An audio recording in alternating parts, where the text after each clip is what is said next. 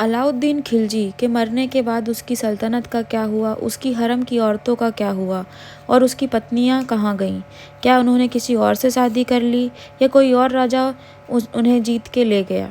ये सब बातें कभी न कभी आपके मन में उठी होंगी कि आखिर खिलजी के जैसे चालाक और ताकतवर सुल्तान, जिसने औरतों को जीतने के लिए इतनी जंग लड़ी, तो आखिर उसने अपने अंतिम समय में भी अपनी पत्नियों के लिए कुछ ना कुछ तो सोच कर रखा होगा। दोस्तों, आज का ये वीडियो बहुत ही रोमांचक होने वाला है, क्योंकि आज हम खिलजी के बारे में और उसकी पर्सनल ज़िंदगी के बारे में कुछ ऐसे रहस्य बताने वाले हैं जो आपने आज तक किसी से नहीं सुने होंगे।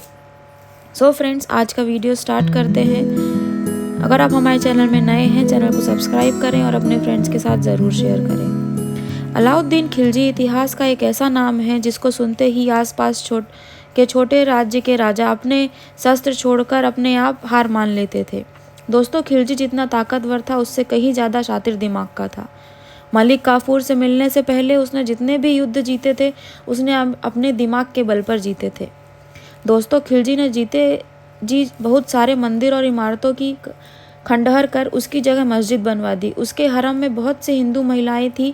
उसका कहना था कि हिंदू महिलाएं मुस्लिम महिलाओं की अपेक्षा ज़्यादा भरोसेमंद होती हैं। यही कारण था कि उसकी 4 शादियों में से 3 पत्नियां हिंदू थीं। उसकी एक बीवी, जिसका नाम मल्लिका जहां था, जो कि उसके सगे चाचा की लड़की यानी उसकी बहन थी। उसने शादी इसलिए की थी क्योंकि वह जलालुद्दीन खिलजी की हत्या कर उसके चाचा के गद्दी को हड़पना चाहता था, और उसने वैसा ही किया। और ये खिलजी की पहली जीत थी।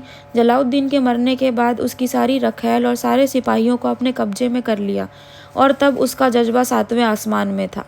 मगर कहते हैं ना, जो इंसान सफलता पाने के लिए गलत रास्ते का इस्तेमाल करता है, जितना जल्दी सफल होता है उतनी जल्दी सफलता की सीढ़ियों से नीचे गिरता है। अलाउद्दीन खिलजी ने अपनी ताकत और चतुराई से जो भी कमाया, वो सब मिट्टी में मिलने में देर नहीं लगी। अलाउद्दीन अपने जीवन के अंतिम पलों को काट रहा था। तब उसने अपनी पहली पत्नी मल्लिका जहां को अपने पास बुलाया और कहा, जब मैं मर जाऊं, तुम अपनी ज़िंदगी को रो के नहीं, हंस कर काटना। अगर तुम किसी से प्रेम करती हो तो तुम उसके पास चली जाना, क्योंकि अभी तुम जवान और खूबसूरत हो।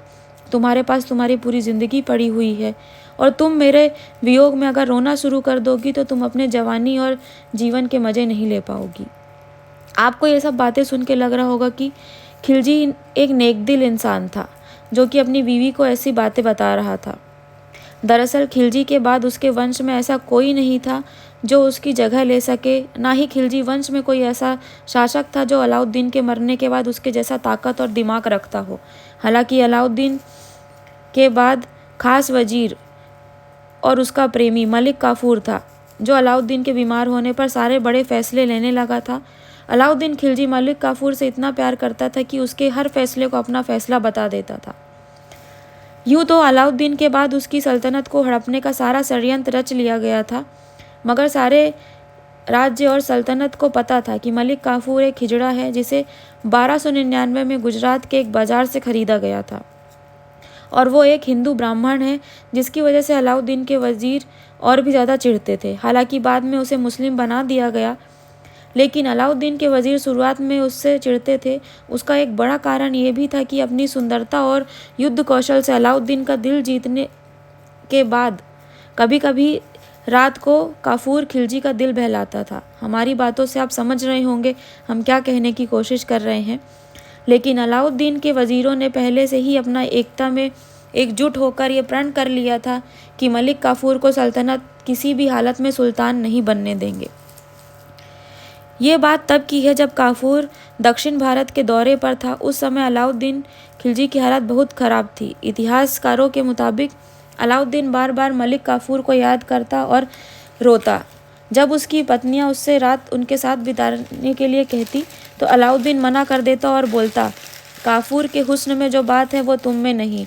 इसलिए उसकी बीवियों ने भी उसके पास आना छोड़ दिया था। खिलजी चाहता था उसके बाद मलिक काफूर ही सुल्तान बने। उसका कारण था कि उसको पता था कि काफूर हिजड़ा है, तो उसके बाद उसकी बीवियों का काफूर से कोई नुकसान नहीं होगा। अलाउद्दीन खिलजी की मौत के बाद काफूर को भी मार दिया गया, और दूसरे वजीरों ने देखा कि जो हकीम हरम की रानियों की देखभाल करते थे वह उनके साथ शारीरिक संबंध बना रहे हैं, और ये सिलसिला काफ़ी दिनों तक चलता रहा। खिलजी की मौत भी यौन रोग से ही हुई थी। 1316 ईस्वी में खिलजी की मौत हुई थी और 1320 ईस्वी में खिलजी वंश समाप्त हो गया। दोस्तों, आपको क्या लगता है कि खिलजी वंश समाप्त होने का मुख्य कारण क्या है? कमेंट में बताएं। आज का वीडियो इतना ही, जल्द मिलेंगे न्यू वीडियो के साथ।